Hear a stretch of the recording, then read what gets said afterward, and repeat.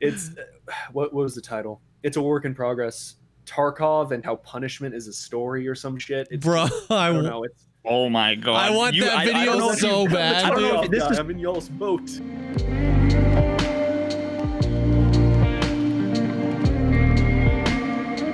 What's up, everybody? Welcome to the Pogcast, a show dedicated to talking about all the poggers things in life, like music, movies, content creation, and video games. I'm one of your co-hosts, JesseKazam, an Escape from Tarkov streamer and YouTuber.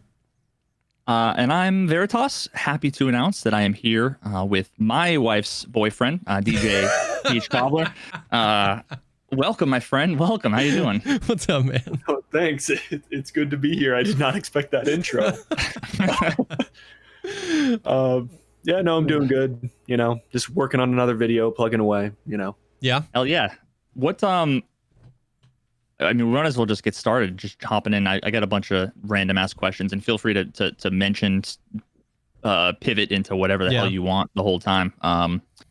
What got you started with making video essays, if that's what you did start with, or with YouTube in general? I mean, honestly, it was just sort of a whim. I think I was playing Half-Life 2, and I was like, I got some things to say about Half-Life 2 that no one else has said, and that is absolutely incorrect. Everyone has said everything there is to say about Half-Life 2. But I just started working on a video. That turned out to be bad, but I just liked, I don't know, I liked making something, even if it's just, you know, a dumb little video. Yeah. So I just kept going. And up until very recently, no one really cared. So that was weird recently. But yeah, I mean, you know, there's no real story behind it. You know, I just like watching those sorts of videos. Mm-hmm. So, you know. And that's, I mean, it's interesting that, I mean, I'm sure we'll kind of weave in and out of talking about this throughout the night, but that's the connection of how you ended up here on the podcast. So I'm just on YouTube and I see a thumbnail for a video. The very first video I saw was your Far Cry 3 video. And I loved that game. Like, so I see the thumbnail. I've been like finding myself more attracted to video essay style stuff and just like leaving it on while I'm doing other stuff. And so I clicked it, and then I watched all your videos, and then we were on the podcast, and I was like, dude, you need to check out DJ Peach Cobbler. And I told him to watch your ritualistic sacrifice of Death Stranding video. And then it was like after that, the next week that we were talking about, Veritas was like, yo, this guy's videos are great. I was like, yeah. And he's popping off on YouTube. And so it took me a while to realize that that was why I was originally served your video, because of whatever YouTube was doing. But I started looking, I was like, dude, his last video. Of course, Jesse, of course, us mentioning it is the reason why. Yeah. It's of course, the podcast. If you go on Social Blade, you can see that, you know. Yeah. But I was like, do you have any idea what the, Oh, there it is. Okay. Sorry. Do you have any idea what like contributed to that? Yeah. So, man, I've been thinking about that for a while, and I really don't know. Like, I don't want to say I never. Oh, is it? Yeah, it's just catching. I just got some. Oh, gotcha.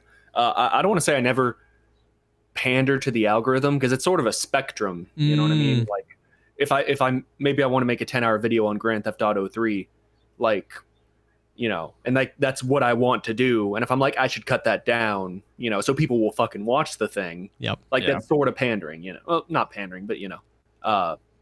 But yeah, as far as like what caused it, I don't know. The Far Cry 3 video was a big part of it. The Fallout video where I lost my mind. Yeah, and thankfully from there, people just kept watching my stuff, you know. So that was nice. It was like so crazy to see. It was like, I was like, dude, his last video was his 10,000 subscriber Q&A. And I'm like, it says he's got 90,000 subscribers. What? Like, yeah, it was it was crazy to see. That was also weird. Like when I posted that, it was, so this all occurred at like the worst possible time. Like I'm glad it happened. It's nice, but you know, just the worst time. Like I was literally moving from Germany to Texas. Well, you know, and I don't want to show off my geography knowledge. They're very far, several miles. You know, many miles. So it was just that was a big process. I didn't have my computer, and you know, I just wasn't playing games, so I had nothing to say. And like literally, like I was sitting in a hotel room, and like that was when it all started. From 10,000, like it hit 10,000. I was like, wow, that's crazy. I'll have to make a video. And then by the time I made the video, I think I was at 80,000 or 90. And it's just the worst part was posting that video after like my longest break, which was like a month and a half. Yeah. And people commenting like later, like, man, this guy uploaded really late, and it's like, fuck you. I couldn't control it. Yeah. I was miserable on some plane. I hate flying, but yeah. Go figure. You actually have a life outside of making videos, and that can affect the videos you make. Whoa, crazy. Well, let's not overstate it. It's not much of one, but a life does exist outside. Yes. them. Yes. But so that was the connection on how we both kind of like got into your videos. And I know Veritas has been digging into doing a lot of video essays on the game that we both play a lot of, Escape from Tarkov, and then expanding that out into like the speedrunning community. So I think we were both just a lot into the more video essay style. And I don't know, for me, I can't speak for Veritas, but for me, dude, you really just ride this line really well of like, every time I like, especially the first few videos when I'm like, gauging you out and I was like feeling out what this guy was about, like you really ride the line perfectly on like, this guy's just a schmuck. He's just goofing off and having fun and he's funny, but then like really poignant, like at the end, you're like thought-provoking, dude. like, dude, I watched the ritualistic sacrifice of Death Stranding and I just like sat there for a minute afterwards and I was like, thinking about how critical I am in my life and if those criticisms are founded in anything or if they're just like, it's crazy. So you write that line so well. And how much of that is intentional and how, like, going back to the subtleties of, quote unquote pandering to the algorithm, and how much of that is just you doing you, and that's just kind of your brand. That's just who you are. Huh. Well, first of all, thank you. It's really nice to hear all this stuff about my videos. It means a lot because I do work hard on them. But I would say that's really just. So I realized what it was when I first started making videos. They were mostly just focused on. I was mostly inspired by, like, I don't know if y'all watch Yahtzee Croshaw. He does the zero punctuation videos. Mm-mm. And he's great. I highly recommend him. He's got a very particular sort of cartoony style. And his videos, they're not video essays, they're just straight up reviews. He's been doing like a 5-minute review for games, like once a week for I think 11 years. And they're fantastic. They're all on the channel The Escapist, and he like started working with them a long time ago. I think if he went off on his own, he'd be a lot bigger now. But regardless, just there's not like a point, there's not a thesis behind all of his videos. They're just reviews. But occasionally he'll just drop these fucking like nuggets of like just like wisdom, and, those were the parts that I always really liked, I guess, and Shammy, he's a huge inspiration. But I just started making, just goofy comedy gaming videos or whatever, just having fun. And I started just dropping videos. Like, I've got 1 million half-written scripts in my channel or in my Google Docs. And I think the thing is, I just need something to emotionally like latch onto personally. Like, it's all, because the blow up's recent. I was making videos for like a year before that. Yeah. I had to care, and like the reason the end, I guess, is usually so serious is because like that's what I cared about, Yeah. Like I finished the video for that last bit, and the rest, I was having fun. But yeah, there's just something I need to have to say. Yeah. That's totally like your videos have given me, I think, a like almost kind of a second wind a little bit, because so I've done a bunch of recently, especially longer form kind of video essay stuff, and I get tons of shit because I'm like one of the few in the Escape from Tarkov community that doesn't just do like, here's a 7-minute highlight video from my Twitch stream, or here's a video where I talk about what the best item is that everybody knows because it's on the fucking wiki or whatever. Where I'm like, I'll talk for an hour and 20 minutes about why the networking is fucked up, but I'll like tie it into the fucking scale of the universe and all this other shit. And like I like to, not only do I like to learn random shit, but I also like to like explain interesting concepts that I'm excited about that I can then like draw metaphors to and throw it in there to have it, you know, in some way sort of either teach a lesson or act as a metaphor. But I will say that a lot of like those videos, they take like months to make. They get 2% of the views, but it's like this is my fucking art. Like I'm proud of this, and YouTube hates it. And a lot of people, the way it ends up being is like the people that see it, all the comments are either like, "This is one of the best videos I've ever seen in my life," or "You fucking talk too much, you piece of shit douchebag. Just go back to playing Tarkov." You know, it's like, ooh. So, you know, I've been hesitating for a long time because I didn't think that there was a way necessarily to succeed going down that route. But I see a lot of overlap and similarity with the stuff that we do, where you can get into stuff that is highbrow and, you know, like educational and, you know, metaphorical and completely unrelated, and then bring it back and have it be interesting. I love that shit. So I'm excited to have seen, you know, you blow up. It's like, okay, well, I guess it's not, what do I want to say? I guess it is my fault and not YouTube's fault that I haven't blown up yet, because somebody can do it. Somebody can do it. Well, I mean, I saw, you know, on your channel, like I've only watched and I've yet to finish it. You know, it's just like, you know, I know the struggle of making one of those hour-long videos and it just doesn't do as well, because I did one of those and that just about killed me, because, you know, I got a job. So like that, you know, like a separate thing, and it just, you know, it didn't do well. It's done better later, but it's, I think part of the problem is, like, if you post a video and like your current subscribers aren't already into that, I could use the Men in Black video as an example. Like, that's sort of a risk, because then from what I've heard, you know, like YouTube won't like continue to recommend your shit. Yeah. Like, I get how that makes sense on their end, but like creatively, it really does fuck you up, because like the videos I've had the most fun making, like I think I learned like creating stuff is when you're watching a creator and you like their stuff and they do a certain thing, you know, over and over, like they, you know, they got their niche and they do something completely out of left field, and you're a little less like, this isn't why I watch them, you know, whatever.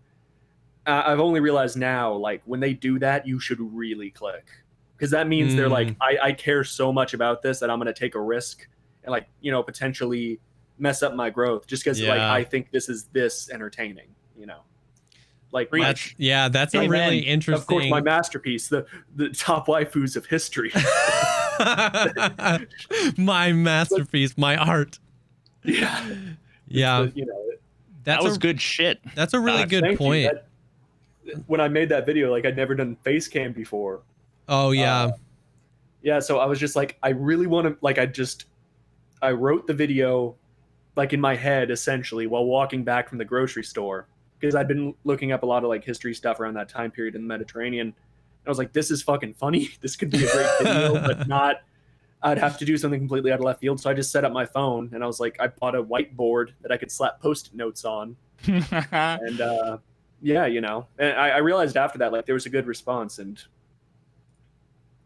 the algorithm doesn't like it, but it's good for you, you know, personally, I think. To just make the shit that you're like, I really care about this, you know? Yeah. Yeah. And I wonder for someone like you that, you know, you make all this stuff, and a lot of it is, I don't know what categories exist on YouTube other than like there's music, and then there's like Minecraft, and then, you know, there's all these niches. And, you know, I was thriving in the Escape from Tarkov, this tiny little niche in you know, the gaming community. And then I started to do even just switching to a different type of game, you know, moving over to like doing longer form speed running content. It's like just totally tanks. But the thing is like comparable videos have 2 million views. Yeah. And it's just like, oh, well, that channel, see, there's weird things, because there are channels that have like 6,000 subscribers and one video with 3 million views. And then there are also channels that have 3 million subscribers, and every video they do every 2 months gets 3 million views, you know. And then it's like somebody like me who, you know, could potentially, you know, get 60 to 200,000 or 300,000 on a video. And then all of a sudden averaging 6,000 or 7,000 for every 6-week long video that they make. It's like, oof, fuck shit. Yeah. You know? It's I feel like it's a lot like if you're streaming and if you start yourself off as a variety gamer and you build a following, you're just already in that mind frame where people are coming to see how X person is going to react to X game or whatever. Yeah. But yeah, maining a game for 2, 3, 4 years and then switching, it's just like, I mean, it's like every day. You've experienced this. I mean, I've been testing out some other games. I'll play like 4.5 hours of Tarkov, and my first game of Warzone, chat just blows up with, "Oh, no Tarkov today." I'm like, "Where have you been?" I was just did you give up on Tarkov? What do you mean? So I feel like that there's got to be something there where the algorithm is just like on YouTube. Yeah, it's just. I wonder, would I have performed better if I had a brand new channel with 0 subscribers? I think so. Posted it? I think that's why people make a bunch of separate channels, because it's all about, can you get people to click in the first few minutes? Because I think I heard a podcast with like Fwiz or one of the YouTube guys where they talk about that, where basically it's like a tiered system. Like YouTube, you click publish and YouTube shows it to like 100 people. And if, 93 click, they show it to 1,000. And if 900 click, they show it to 10 million. And it just goes poof. But if you don't get those clicks, they just go, no one wants it, and they just bury it. And they show it to my Tarkov subs who are like Super Mario, like, fuck off. Exactly. This is a baby game. And then they're like, okay, not showing it to anybody else. But it's not like DJ, you basically started off just kind of making whatever you wanted to make, and it quickly, I mean, even going back through looking at your thumbnails, Doom, Fallout, Half-Life, talking about Valve, and I feel like you were able to kind of set that precedent, and people just like people like me who click on one video and then click on another and click on another. Now I'm just bought into you. I'm just here for I want to hear what you have to say about basically every game. You know what I mean? Well, thank you. But I mean, it's such a struggle. Not for, how do I put this? I was watching one of y'all's this podcast, and y'all were talking about doing things that weren't Tarkov and people getting upset at you. Mm-hmm. And this was only this was like a fraction as bad as how I imagine it must be for y'all. But the first few videos I did that did do well, and I didn't have to go on Reddit and be like, please watch my video. It was the stalker videos. Yeah, I guess it's an underserved niche, and I know what is it? The Tarkov head developer worked on those games, right? Something like that.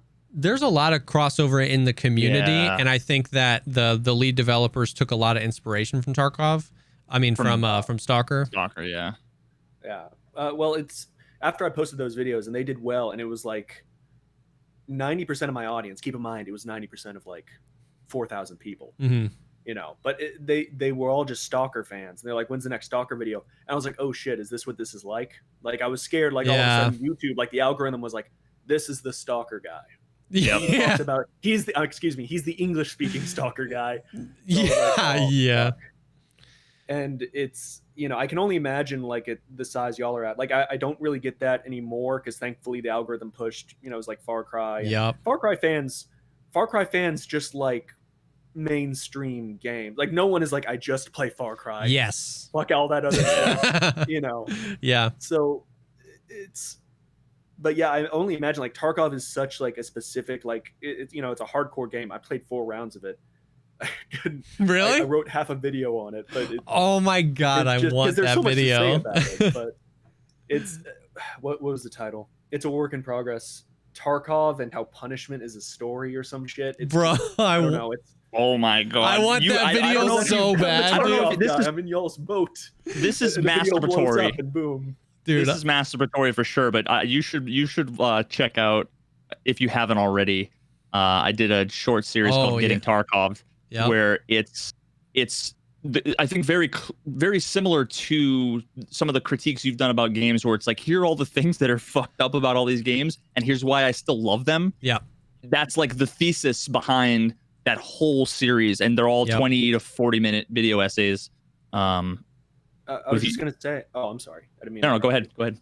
I was just gonna say the does Tarkov need to be fun? Yes, that was one. Tarkov's not supposed to be fun. Yeah, that was interesting, because it's a lot of the games I play,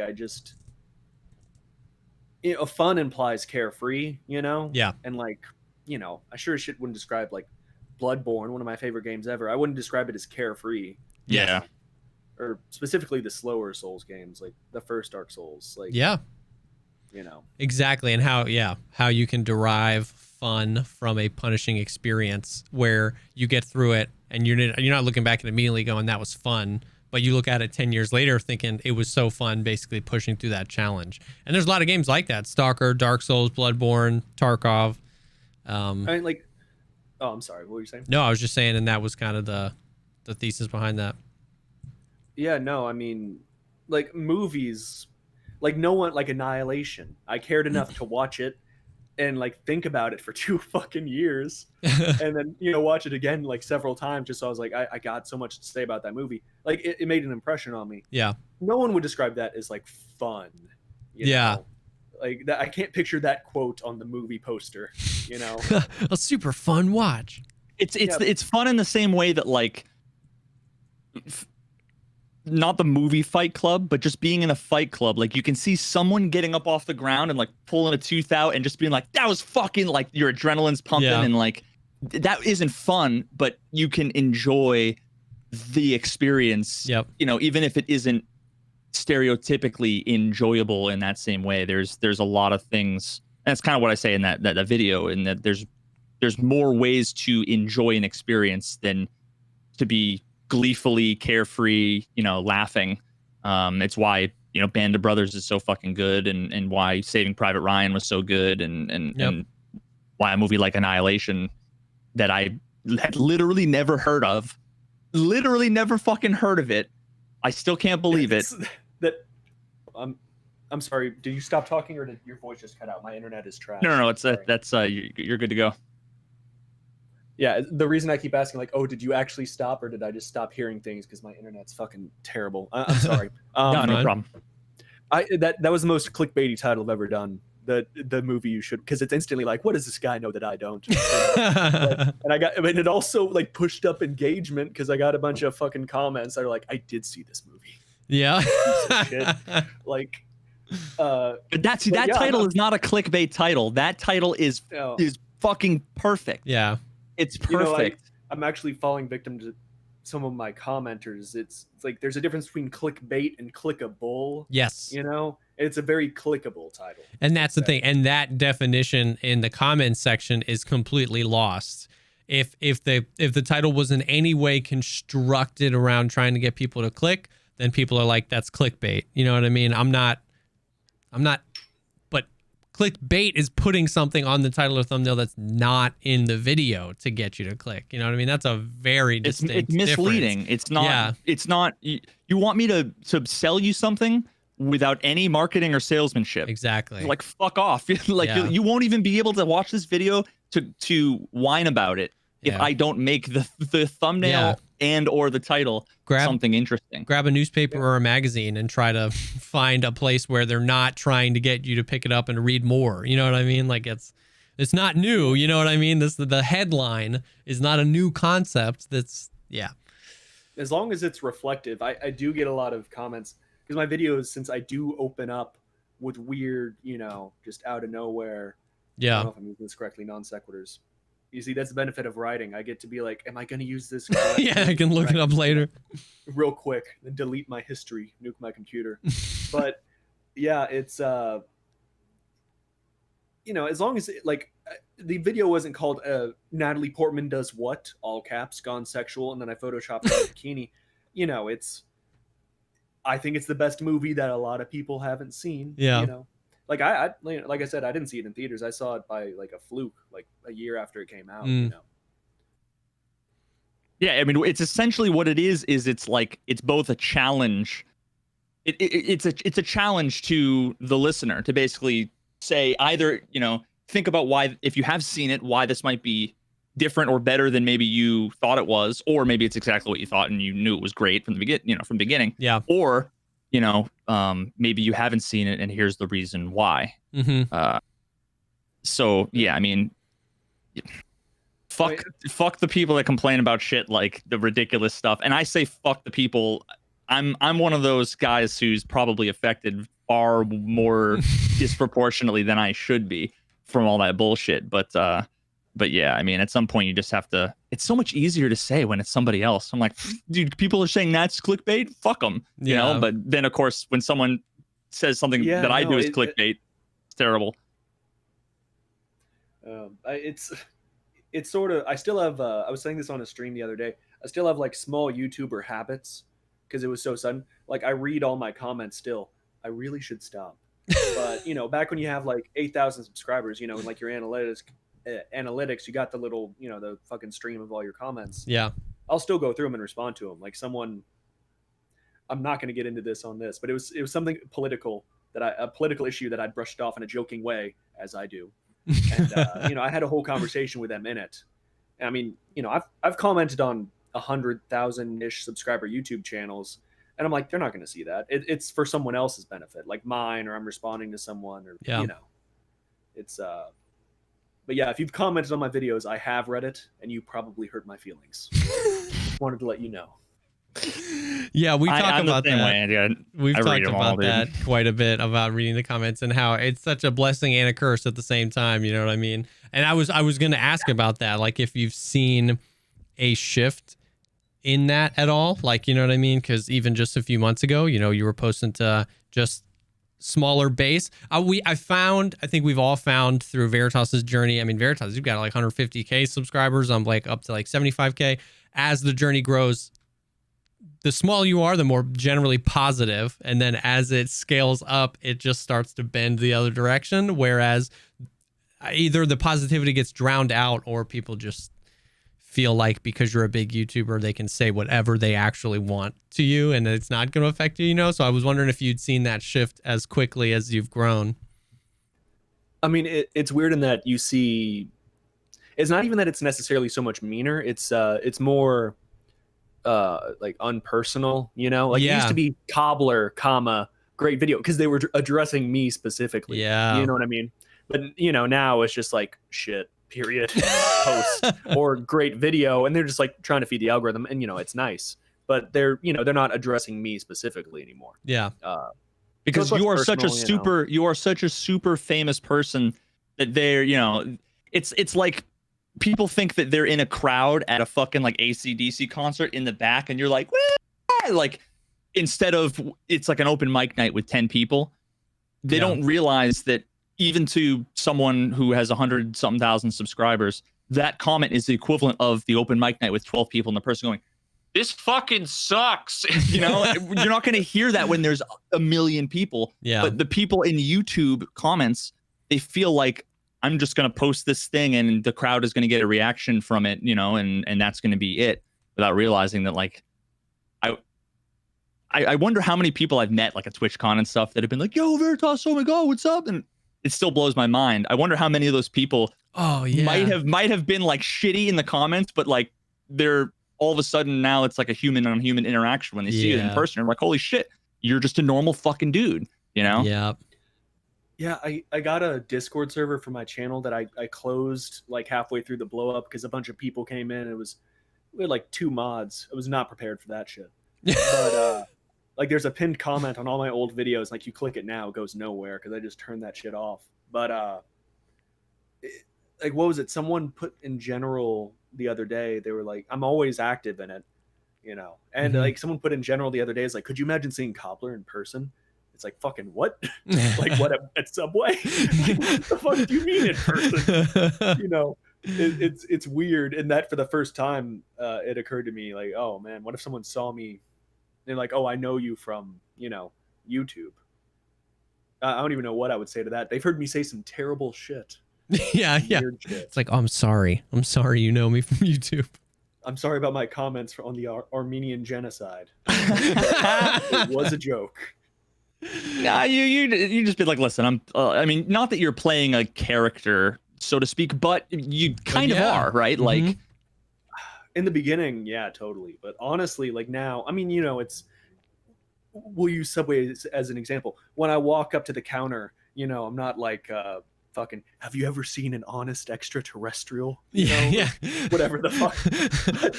But, you know, it's just like me amplified. Yeah, exactly. It's like, I mean, you think about comedians, right? Like if you saw that person at a Subway or anywhere else and they're just hungry or they're in line at a checkout, like it doesn't mean that their comedy is necessarily a character they're putting on if in line they're not going to, spit you a bit real quick to make you laugh. You know what I mean? It's like both can exist. Like, so you're not necessarily playing a character, but you are intentionally playing into the side of you that you want to put forth in this video. And so you can't expect it to be like that all the time, but at the same time, it doesn't mean that who you are the rest of the time is fake. And it's like a weird thing. I don't know if I'm more sincere in my videos or less sincere, because in real life probably I'm very a bit shy. of both. I think all the things that I say in the video, I just don't say them because it's like the Armenian genocide joke or whatever the fuck. Like you don't want to say that at Subway or just any place where you're like, I do not know everyone around me really well. Yeah. I don't know. I'm just shy in real life. Like I'm the type of person, you'll know me for a month and you're like, this guy's really quiet. And then all of a sudden one day I just won't shut the fuck up. Bro. Because I think my video is a result of me having a million things to say. Just like all that pent up. No one cares. And keeping it to myself, Dude, I am the same exact way. Like all the time at my jobs, like people would be like, dude, you're so quiet, you're so shy, like and then it's just like a year later the switch flips and I'm comfortable and I'm like, running up and down the halls of work and everyone's like, dude, what happened to you? And I've always found that. So my wife found that so interesting when I was like, I think I want to like stream, make YouTube videos. She was like, what? Like, why? Like, that's the last thing that she would expect. And it's really weird. I tell people all the time that it's like, I get to be all alone, which is all I really ever want to be, is alone, but with thousands of people.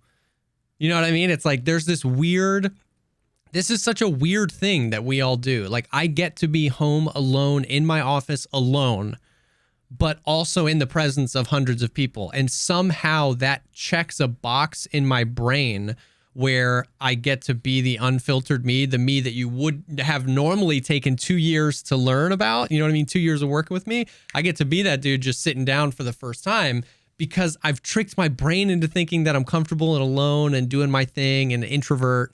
And it's a super weird thing that happens on the internet. So that's the thing, though. There's an interesting distinction between like the idea of introvert versus extrovert. I forget where I heard it. It's somewhere in college, I think, or maybe it was a fucking documentary. I don't know. But it was essentially that most people see introvert as someone who is like they're shy and nervous around people, and someone who's extroverted is loud and like totally they're bold and they're confident. But really, one of the most significant differences, and it's a more meaningful definition, is someone who's introverted is someone who like social interaction and that kind of stuff. Is he coming back?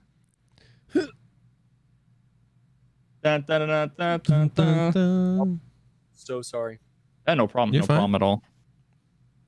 Trying to pop it back in. My internet's messing with me. But what were you saying? Please continue about the real difference between introverts and extroverts. Oh yeah. So here, I can do this for now. Oh, that won't work. Okay, well, whatever. So like an introvert is somebody who has like social interaction it saps their energy. It like consumes too much of them. Mm-hmm. Whereas an extrovert is someone who gets energy from other people. So it makes sense that someone who's introverted can still do something like this because you're not interacting socially with the group in the same way. So you're not being drained, but you're also not like so shy that you can't talk to people. Like, yeah. You know what I mean? Like you're not so socially inept that, like none of these things are really what, you'd call a problem, but yeah.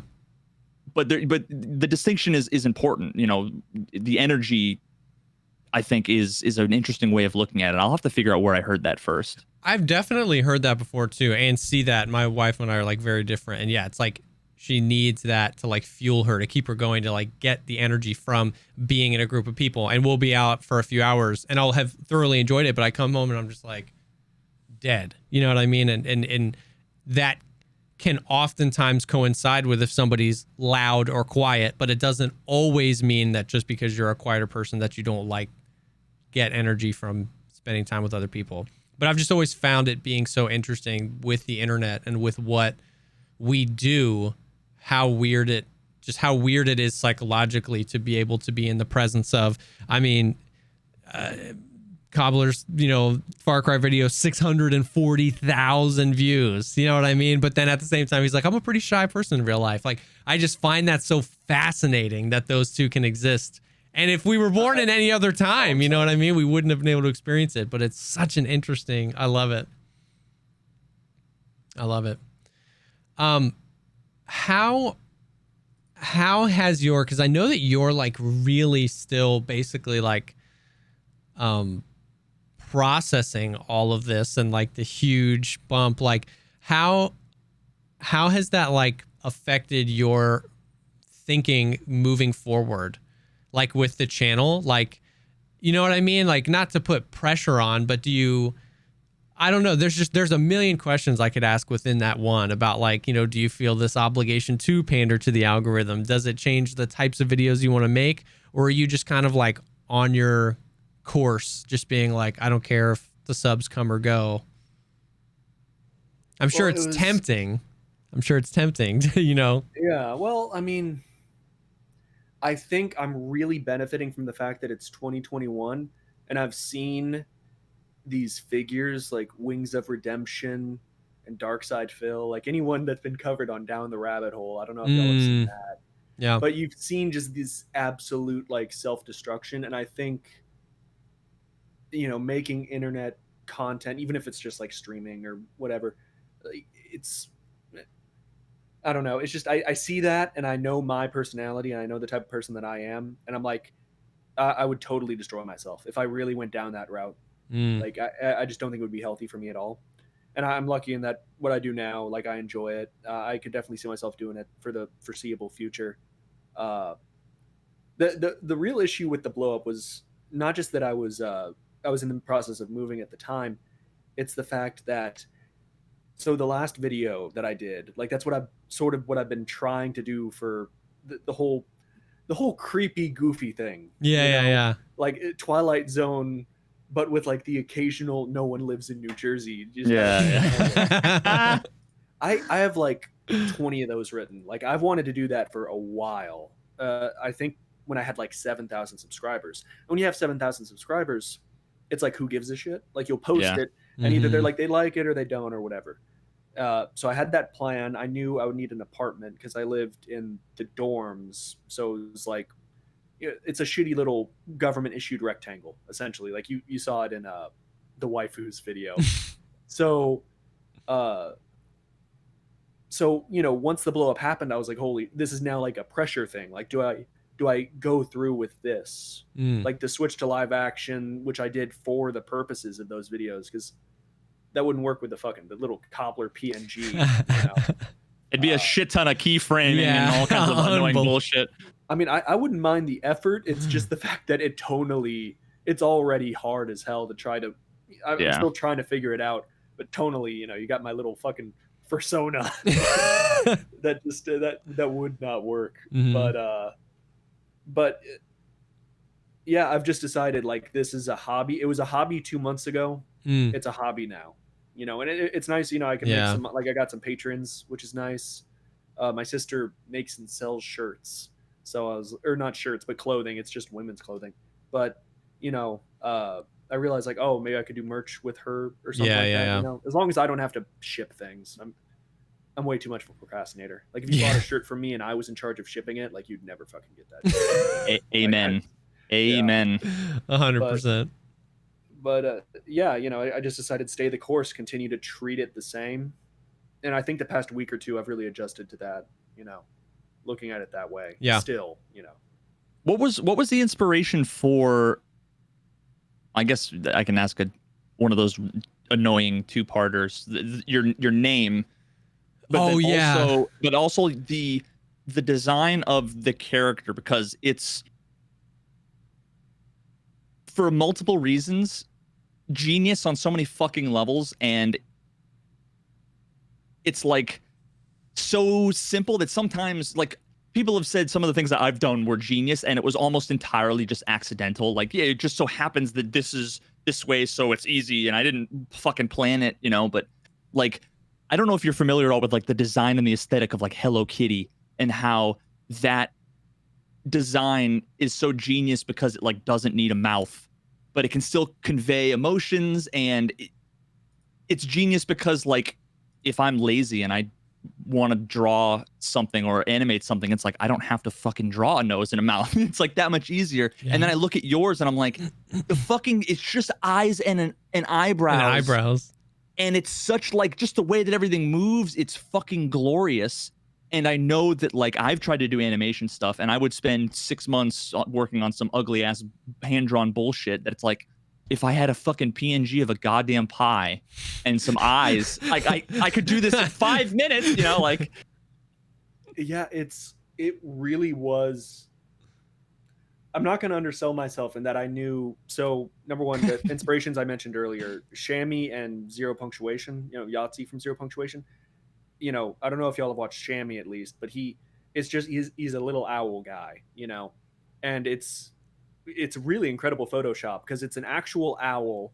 And so naturally its mouth doesn't move, but it's very expressive with the eyebrows, and owls have big eyes. So, you know, and then, you know, Zero Punctuation, he just has these series of stills that's sort of like a super crude animation, sort of like what I do. But essentially like the not having a mouth thing, that was just sort of this precedent that was set by those guys. Yeah. Almost. Like, you know, that I was like, I want to do like something like that. And I knew I would need big eyebrows and big eyes because, you know, it's expressive. I was like, you know, I ever hit it big and sell some fucking shirts, maybe it can look cute. It did not turn out cute, but it turned out expressive, thankfully. It wasn't my first attempt. I don't know if y'all have seen my older videos. It sort of looks like a chicken nugget, you know? Like, what? Yeah, like I missed those. It wasn't stylized at all. Okay. It's fine. It must have been like 10 months ago. It was a while ago, but it was I was doing the same thing, but it was just literally I took a clip art of a man's head shape. I cut out a pie and I stretched out some fucking headphones in Photoshop and I threw those on there, and it worked, but it wasn't. It was ugly. Okay. Now I'm looking at him now. Yeah, it's subtly different, but it's one of those things that like I watched the like Death Stranding one, and then I think like the Cyberpunk one, and then like BioShock, and then I watched after those like random 3, then I watched from the newest basically to the oldest. And I think it's just subtle enough that I don't even think I even noticed the difference in design. Mm-hmm. No, I get you. It's funny, at the time I must have had 3,000 subscribers. I was like, will they get confused? Who's this? I'm used to this very specific fucking pie. That what? This is a different fucking pie altogether. Unbelievable. It's a completely different fucking pie. Oh, I love that it's the Ron Swanson, the Nick Offerman Yule log. Is that where you got that from, dude? It's so good. Yeah. It's so good. My friends always throw that up around Christmas time, dude. It's just the best. It's just the best. And I love that. It's just that with a pie and some eyes, and it's everything that I want it to be while you're telling me how I should feel about this video game. Where did the DJ Peach Cobbler come from? Like where was the inspiration there? You know, it's good I'm doing this because my 100K Q&A is going to be, you can probably guess. But yeah, so that's a question I get a lot, and it's really, all right, once again, we're going to have to go back to Shammy. He's an owl, and it's a weird decision. So naturally, when he did the Q&A, I was like, oh, what's with the owl? And he got a million questions, what's with the owl? And he was like, I like owls. And that's it. Mm-hmm.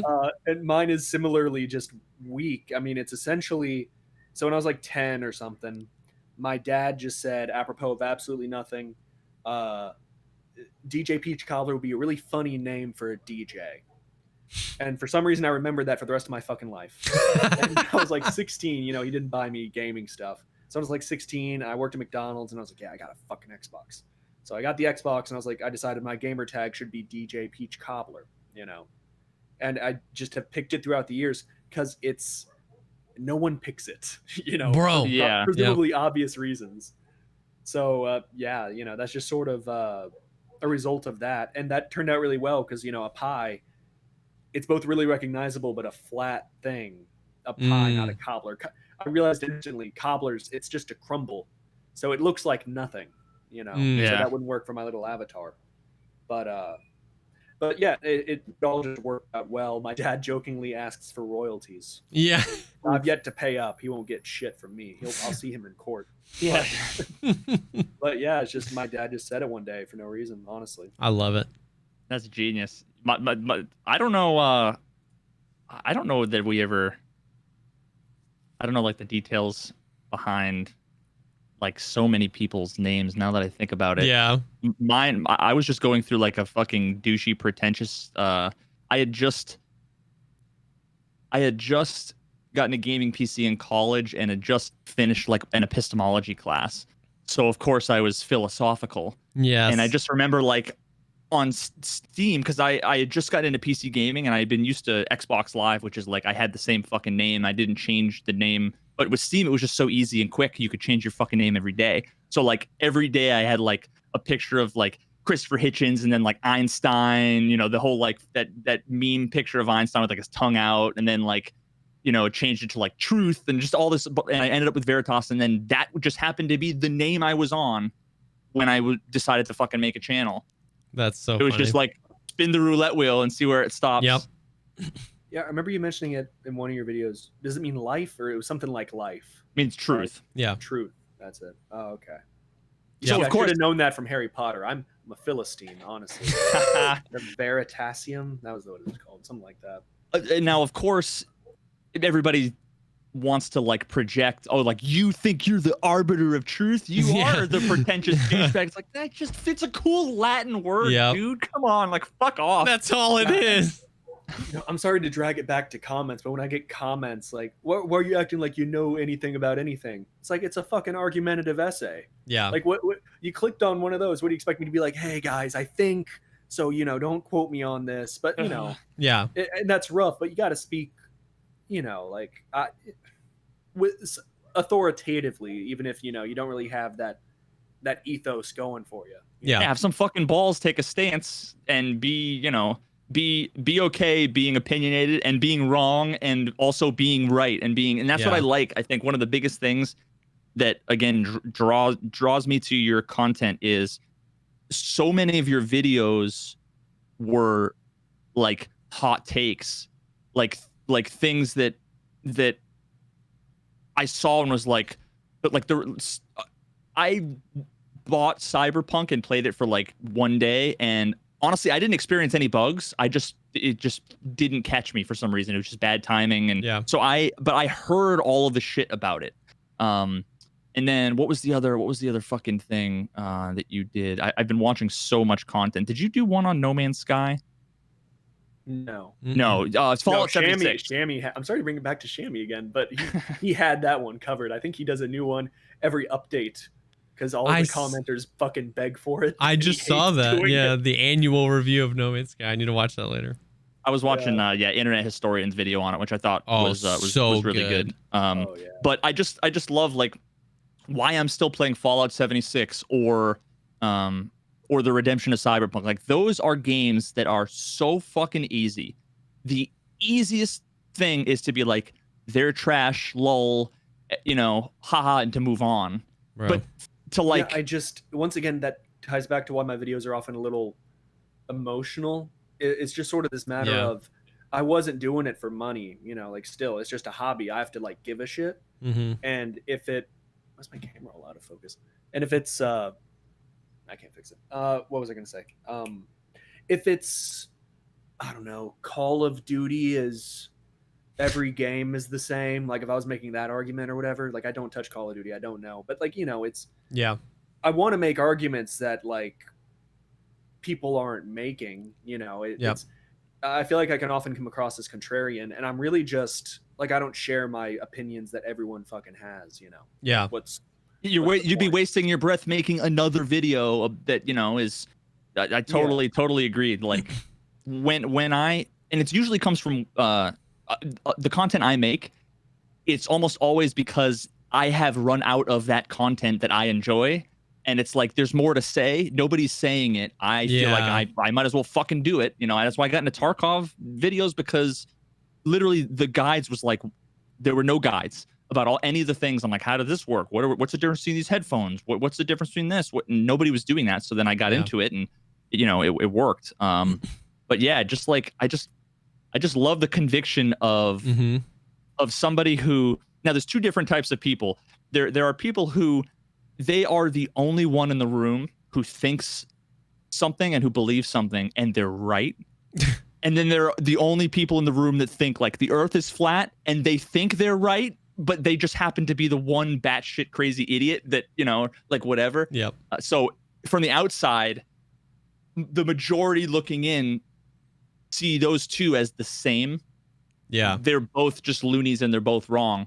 But every now and then there are people who are just like, I don't fucking care that you're all wrong.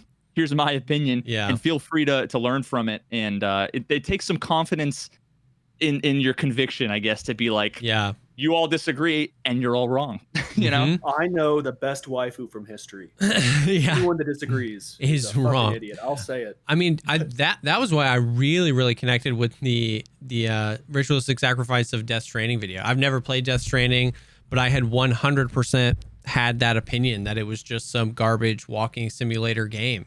And you know what I mean? And like, and that, like, I'm sorry. No, I mean, that video like really stuck with me. That was the one that I watched and I was like, I have to talk to Veritas about this, because a lot of the broader points you make, because you know, you paint this picture about Death Stranding and what happened to it, and like that it was just review bombed, and this whole thought of people just regurgitating what other people say, and then you painted a broader picture of how it happens even games like Last of Us, and you don't have to love it, but it, like, not loving something doesn't mean it's a 0 out of 100. And then a lot of what you said really resonated with me and like Tarkov and the Tarkov community, and how like, oh my God, like just some of the, like, I could pull excerpts out of that video and put them in one of my videos, and people would think that script was written for Escape from Tarkov. Just how something can react, and how a few people can say something, and then all of a sudden the entire hive mind of the community of one game just is this thing just now is because 3 people said it at the right place at the right time in front of the right people, and it's just everywhere. And that's why I loved that video, because you were saying that you liked Death Stranding, but that was not the point of the video. You know what I mean? The point of the video was like, think for yourself. You know what I mean? Like, and it just, it was so good. Yeah, I really hate how Death Stranding. So I watched the Donkey video and I was like, wow, what a bad game. And I never thought about it again. I didn't give a shit. I didn't like go around like posting, you know, review bombs. I didn't care. I was like, that looks bad.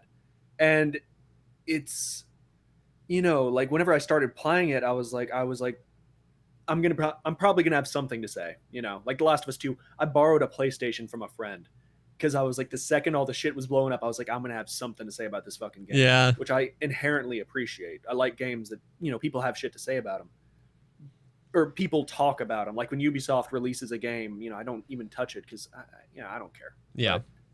But Death Stranding, it's like, it seemed like a perfectly fine, if not, you know, everyone's entitled to their opinion. For sure. Like when I played it, I was like, not everyone's gonna like this game. I wouldn't recommend this game to most people that I know.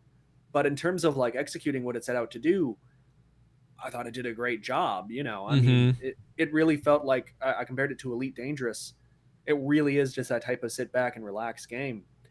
I hated, with Last of Us 2, I get it was a franchise people cared about, so I could see having strong opinions when, you know, things change.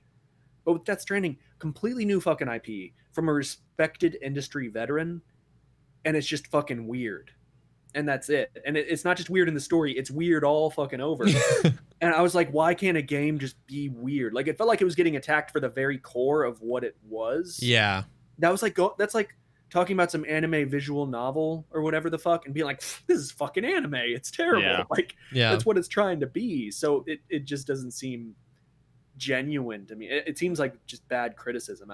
I don't know. That it's just completely base, lazy. Yeah. I don't know. It's what all those fucking millennials, all they do is, fucking they instantly have to like one sentence-ize everything as, oh, okay, you want this, okay, yeah, that's fucking K-pop trash. Okay, this over here, that person got canceled because they're racist. Okay, this, like, they just need to. It's so I feel like an old man like saying this, and I probably like am starting to become one. But it's like everything needs to, your entire story about everything needs to fit in a fucking tweet. Otherwise, it's I'm not gonna read it. This video is 27 minutes long. Give me the fucking TLDR. You know, it's like, you just want me to tell you what to think. You know, you don't want me to give you the information and then tell you how to think. Fuck that. That's too much work. That was the last genuine review I did was Death Stranding. It's all been video essays since then. Mm-hmm. I guess because like with Death Stranding, I couldn't just say, oh, this game's pretty good. You know, it's not for everyone. I had to sort of review it just so I could like, you know, I was sort of starting on the back foot, you know. But just having to reduce everything that you were talking about, the Twitter. I hated Twitter. Like every time I would go on there and I like click on what's trending, I'd be like, this is a fucking mess. I hate this. I hate everything that it represents. I hate humanity. I've been using it recently. And if you don't take it seriously and you treat it like the shit post platform that like it inherently is, it's 280 characters. Like, you're not going to say anything of substance. Just, you know, fuck around, you know. Like, you got a little rant about the guy that fucked up your order, you know, rant. You got a joke, say a joke. The fact that it's become like the primary means of political discourse is the biggest like insult to like just discourse period right now. So like intellectual thought. You could post a 10-hour long video like diving into like specific, like you can talk a lot about, you can talk about everything, you know. But Twitter, you can post a GIF and be like a GIF of someone getting slammed from WWE or whatever and being like, this is AOC or Ben Shapiro or whoever Oprah, period, and just tweet it and it just man. Everything. This is why my videos aren't fueled by anger, because I become incoherent. Sorry. It's frustrating how everything just gets reduced to such a binary thing. Like you were saying, Veritas, people don't come for a review. They come to, is it good or bad? Is this a good or bad patch in Tarkov? Is this a good or bad video game? And it's like, it's more complicated than that. And then so they just move on to somebody will say, this is bad. And they go, okay, it's bad. You know what I mean? It's just so binary. It's so one-dimensional. Like, subscribe. And we talk a lot. And the other video, Cobbler, that really stuck out to me was the BioShock one. And I know you were like referencing, I don't remember his name or the article that was written, but the point, that second half you were making, where as a review, it would be glowing. As a critique, it's harsh. Holy cow, that has become, because we talk about this all the time, where like we on this podcast, because most of the time we're talking about Tarkov, we've been getting slammed where it's like, dude, you guys just dump on the game now. It's all, just go play something else. And it's like, well, you're not taking the time to understand what this is. That's what it is. It's like, we do love this game. We're passionate about this game. So we're willing to dive into the intricacies and what went wrong and how it can be better. And we're, it's still in development. So we're trying to help kind of course correct. But it's in beta. You're not allowed to give feedback, dude. It's in beta. But it's like, I love this game. Everything if you ask me, perfect or trash. Exactly. I don't see why you guys aren't getting with the fucking program. But it's like when people ask me, if I'm like, oh, you stream Escape from Tarkov? Yeah. Do you like that game? I love that game. I've put 3,000 hours into that game. It's probably my favorite game of all time. Don't listen to my podcast because it's me complaining about it the whole time. And it's just like, in today's society, those two can't coexist. Like, it feels that way. I know that's not real, but it feels like I'm not allowed to have a review and a critique. And I loved that video so much because it was so much of it was, you like not dogging on, but like expressing frustrations with the BioShock universe. But at the end of the day, you were like, it's because I love these games so much that I even care to share with you some of its downfalls, because I'm hoping that BioShock can propel the next generation of developers that want to nail what they were supposed to, like. there's just so much more to the conversation. There's so much more to it. And I'm like, I want to get that tattooed on my arm. You know, as a review, this would be glowing. As a critique, it's harsh. Like, I just feel like people need to understand that one person can hold those two things. You know what I mean? That they can absolutely love something and be critical of it at the same time. And I don't know, that was that was one of those ones where it just left me like really thinking. Well, thank you. Like, I feel like with BioShock specifically, like its legacy is in a lot of ways like the criticism that was levied against it, you know, like that it added to the conversation in a lot of ways. And that's why that's what, you know, spawned the whole video. That's what I find interesting. And like, I referenced a Danny Paez article in that. So it's like, I looked up ludonarrative dissonance, you know, I was like, what are the takes, you know? And with Danny Paez, like I looked at it. It was like one of the first sentences. Clint Hawking wrote a blog post asserting that BioShock was bad. It's like I literally had just fucking read the whole thing for the 10th time. I was writing a video about it, and I was like, "What the fuck? Like that's insane." You know, like he literally says it right there in the second paragraph of it. If this was a review, it would be glowing, but as a critique, it's going to be pretty rough. And it's just fucking talk. You know, I hate how every opinion piece, like when I talked about my Stalker 2 video, I don't know if y'all saw that. I criticized sort of, I wouldn't even say it was really criticism. It was really surface level, but it bothered me that God of War 4 felt like it was sort of trying to be like, sort of fit this modern AAA, like Last of Us mold, you know? And I didn't say the game was bad. I think I even included some caveat, like, you know, like it's a good game. I just wish it wasn't trying to be, you know, that, like, sort of fit that. A super, you know, I'd say downright just bland observation. And people were in the comments like, I can't believe you hate God of War 4. Like, fucking what? Games are huge. They have, you know, music, voice acting, mechanics, acting. There's just everything, you know. Like it's the sum total of art, and it's crazy that you can't be like, oh, the music is bad, you know. Oh, you hate that like, game? Oh, wow, I can't believe you hate it. Yeah, it's like, oh, I don't like that one song, but yeah, sorry, but yeah. Yep, we're fucked. Humans are fucked. We're so fucked. It's all downhill from here. Yeah. Thanks. I mean, I don't know if y'all know, I love Doom Eternal, but I could say several bad things about it. I mean, maybe. Yeah. If I tried really hard. Really hard. There isn't more of it. That's the criticism. I need to finish that, actually. I haven't played through all of it yet. I need to do that I've again. never played a Doom game in my life. I feel like You go to fucking hell. Oh, yeah. Literally. I mean, like... It's honestly, they really... There's a wide gamut, like, you know, like Doom 3 is almost, I wouldn't say survival horror, but it's sort of, it's like a tense. Have you ever played Fear, the first Fear game? It's more like that, you know. Okay. And then you play Doom Eternal, it's like arcadey, like, you know, colorful vomit visuals. Yeah. It's just, it's all over the place. But yeah, I definitely highly recommend, especially the 2 newer ones. Yeah. Yeah, Eternal, dude, I mean, just for the fucking soundtrack, you'll like it alone. Like, there's just fucking turning that goddamn thing. Like every other first person shooter, I want to be like immersed in the sounds, and I don't want to hear music. I can't hear music. This is just like, I just feel like, and you described this very well, I just feel like a fucking, just an untouchable badass, like I used to feel when I played Duke Nukem when I was like 9, you know, just like, fuck you, I'm the man, and you just go around like a god, and it's so much fucking fun. What did you? I think you called it. Fuck. What was it? The power. Shit. Now I forget. Now, forget I said anything. The Fun Zone. No. I don't remember. I think that Hugo Martin called it the Fun Zone because I feel it's like my name, or you know, I feel goofy saying it. The Fun Zone. It sounds like is there a ball pit? I want to go in the ball pit in the Fun Zone. There was a script I wrote I never ended up using. It was. The Fun Zone sounds like a knockoff version of Chuck E. Cheese where there's needles in the fucking ball pit. Oh. Like, it sounds like I don't want to be there. There was something nearby me when I was little called Discovery Zone, and it was exactly that.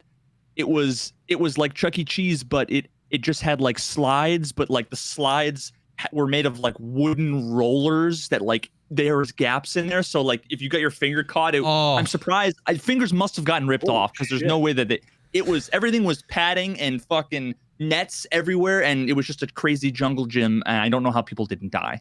Maybe maybe that's why it's closed, and I just never heard. The stories. They just buried the news. Fucking died. Yeah, the second you mentioned the wooden rollers, I'm like, holy shit. Yeah, the kids are gonna start crying. Like, they're dumb. They'll jam their fingers in there. They don't care. 100%. Oof. 100%. All right. So what? I would like really quickly to know, and so I can contrast it with what I do, because this always fascinates me. How do you go about when you get from idea to video?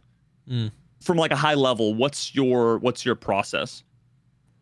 Man, that's so all over the place. Like I know I don't look like it, but I like running a lot, and that really gets my ideas going. I think that's also why music usually figures so prominently into my videos. Yeah.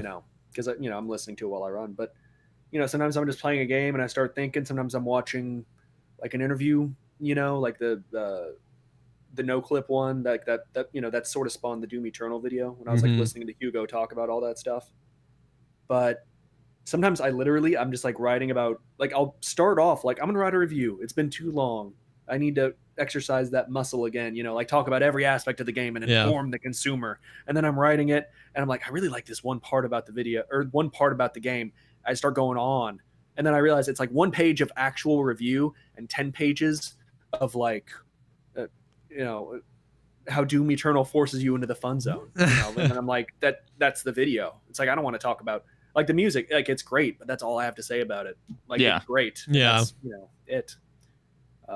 But yeah, I just start writing like Tarkov. Like, I don't know if I'll ever make a video about it. I have a hard time launching that fucking game, but it's, we all do these I days. started writing about it, that's it. See, the thing is that it's because I made the hot take videos on Tarkov. How fucking perfect would it be if DJ were to make a video that was like, it's unironically a great game and there's nothing wrong with it.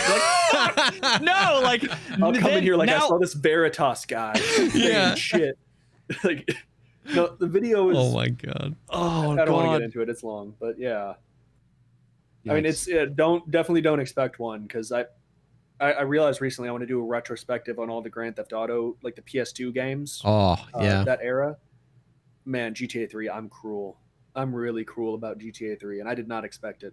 Like, it just started that flowing. was the first game I really played, because I got an iPad and my dad didn't know you could play games on an iPad. And like, they had Grand the 10th Theft Auto version. Yeah, the 10th anniversary version of GTA 3 had come out on that. I played it endlessly. That is the one game. It's like, I know how to fly the dodo. I know where all the cool cars are. I know where all the power-ups are and shit. I know every fucking inch of that game. I really can't say that about it, about anything except for maybe Skyrim. But Yeah. My neighbors had, I didn't have a PlayStation 2. Was it PlayStation 2? I didn't have a PlayStation 2, but my neighbors did. Three brothers. They were like more into sports and stuff than they were video games. I was a little bit nerdier. But I remember they were like my family too. So like their doors were unlocked. I would just walk in and fucking all that stuff. I literally faked sick so that I could, because they were playing GTA 3 all day, and I was like too scared to ask, like, can I get a turn? They're like, fuck you, no. So I faked sick so that I could go over and fucking play GTA.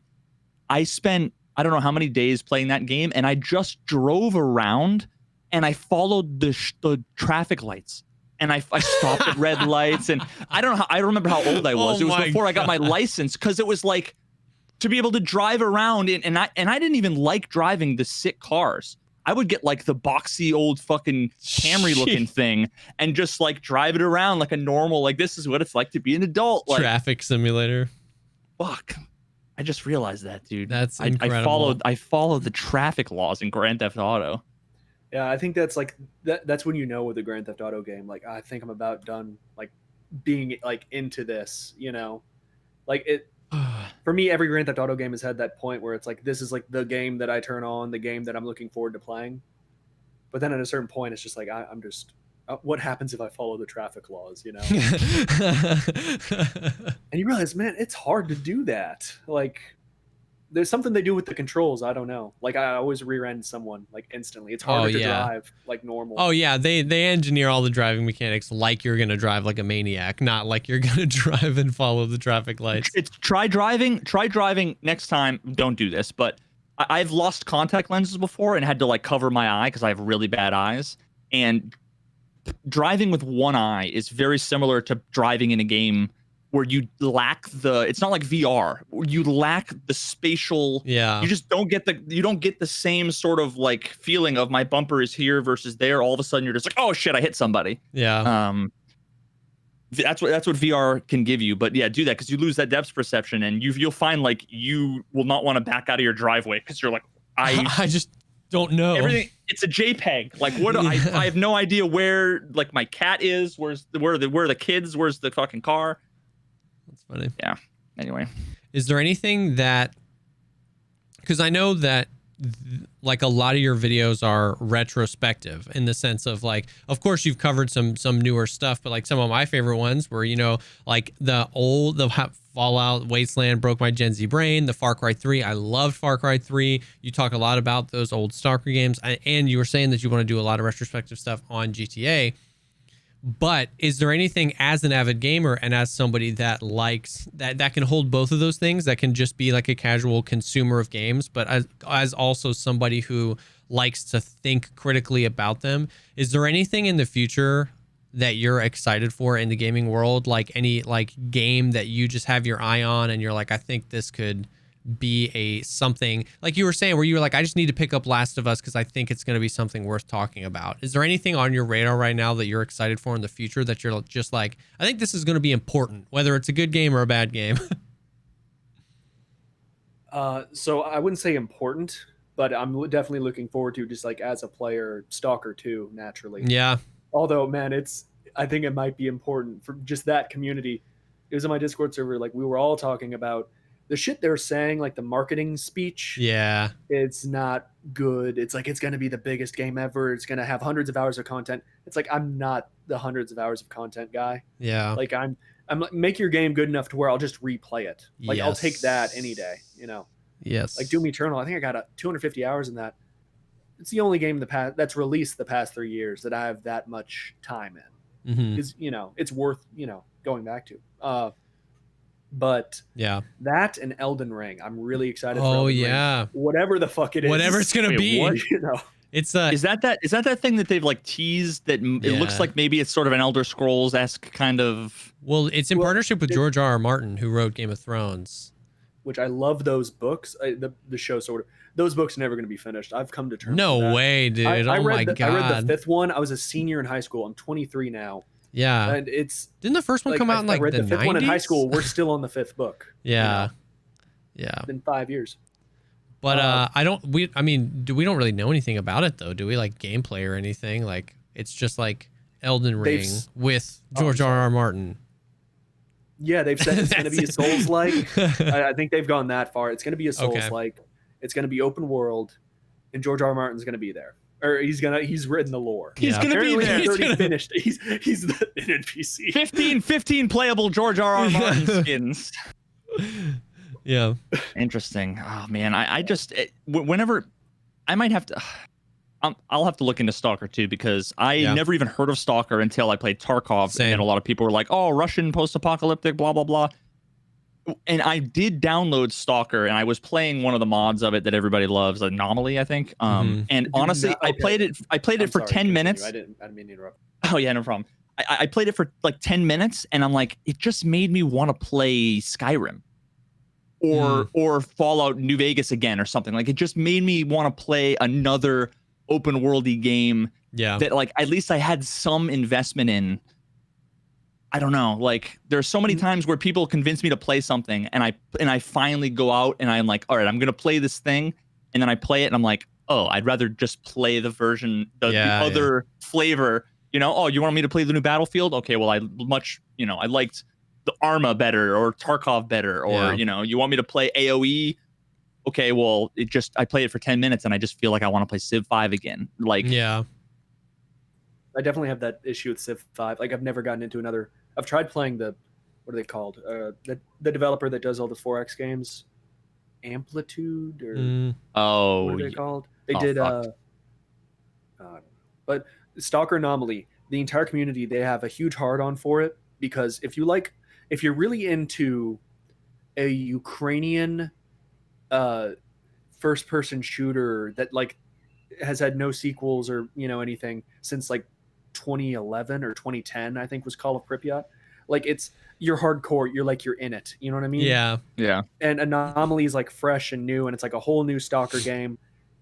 Do not start with that. Like, the rest of the Stalker games, what I really like about it is as you try to get into the game and like you try to progress through, I feel like the sandbox the world becomes more enticing because it pushes you back a little, and Anomaly, it pushes way too fucking hard. Like, I feel like that would, it's about taste, but Anomaly is just, it's like a fan that liked the games and they're like, I want these games to be way fucking harder. The original Stalker games, they're a little difficult, but their Anomaly will just fuck you, like, straight up, man. To me, it wasn't like I didn't even play it long enough to. I think I got in like one gunfight. Like, it wasn't even hard so much as it felt as if, imagine if when you played Fallout New Vegas or any of the Fallout games or whatever, it just, you were in like the third town in like a house. I don't know if I missed something or if I skipped through the cutscenes or it just felt, I'm like, where am I? Why am I here? What is happening in this world? I just had no investment. I had no backstory. I had no interest. I'm like, what the fuck? Like, I just want to make another like two-handed axe guy at night. The same guy I make it. See, Skyrim, I play fucking either an archer, sneaky, stabby guy or a dude with a sword and a fucking shield. I don't even care that there's like 900 other classes. I will, if I play Skyrim again, it will be one of those two classes and I'll fucking play it almost identically and I'll fucking love it.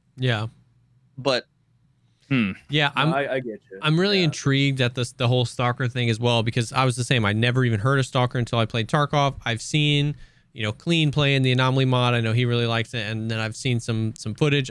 Your videos on Stalker really interested me. But yeah, it was interesting to see, because as somebody that's never really played, it felt like a lot of the marketing for Stalker 2 didn't feel, and this could be wrong on my end, but it felt like the marketing for Stalker 2 didn't feel like Stalker. And I haven't even played Stalker. You know what I mean? Like the whole, like, it's going to be the biggest, baddest game you've ever seen. I was like, wait, is this Ubisoft or is this, like, you know what I mean? And so it's interesting. I've heard a lot of people really apprehensive about Stalker 2. There's like an equal amount of excitement, obviously, because it's a game franchise that's very well loved, but I know that there's also quite a bit of concern there as well. Yeah, there hasn't been like any gameplay, so that's sort of the concern. Did they promise it's going to be multiplayer, but the chances of you seeing anybody are so small that that chestnut. Yeah, the fucking No Man's Sky. Yeah, I mean, I don't know. Stalker 2 just feels weird. You know, it's also, it's had a notoriously, like, they were already going to make a Stalker 2, then that got scrapped, and it's got all the red flags. Yeah, like Cyberpunk did too. So I'll probably get a video out of it. Yeah, so that'll be fun. Which I'll wait until your video comes out. I'll wait until your video comes out. That'll be the next time it even crosses my brain, I'm sure, because there's so many games that I'm also not thinking about. Because it feels like that's just what's happening in the industry right now. I mean, it feels like your video, there's nothing happening. Your video on Cyberpunk, man, was so, like, towards the end when you're like, dude, that's my hot take. Cyberpunk wasn't undercooked, it was overcooked. It was like, you're just trying to do too much that you lose it all. You know what I mean? And so it just feels like that's where everything is. Everything has to be the biggest world I've ever seen. Everything has to promise more hours than the previous game has promised. Everything has to promise more outfits and more this and more cars and more crafting. And I get, idealistically, on paper, if you had $1 trillion and all the man hours, I would love to see a studio do all the things and nail it.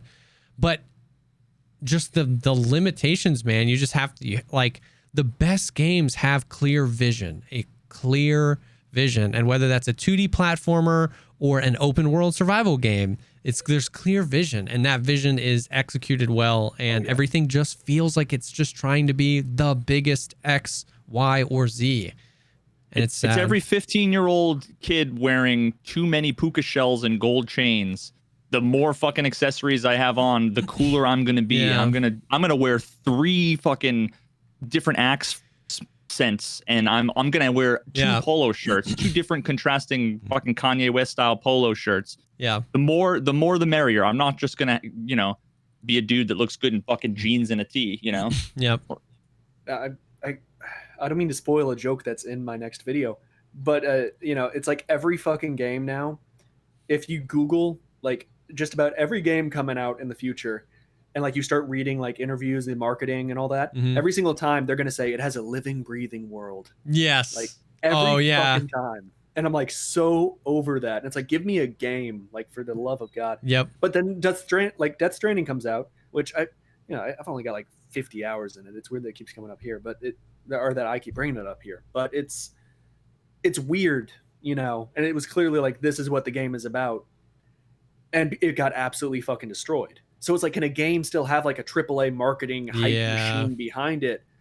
But if it comes out and it's not for everyone, is it going to get absolutely destroyed? Yeah.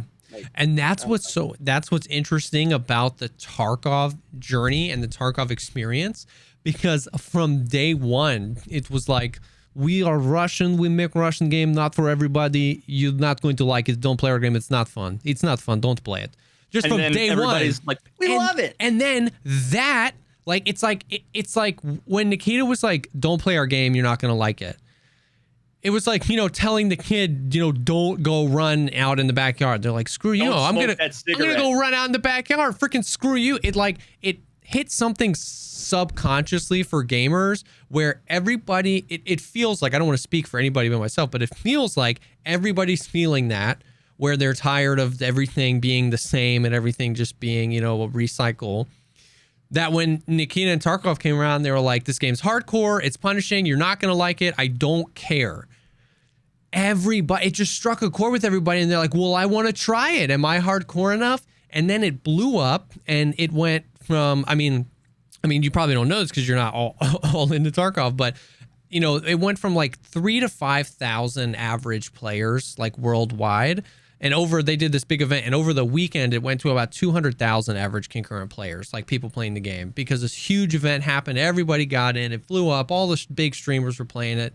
I had 100,000 concurrent viewers for 24 hours straight. Me. Veritas. I have 186 viewers right now. I had 100,000 viewers playing Tarkov. It just blew up. Dumbass play Tarkov.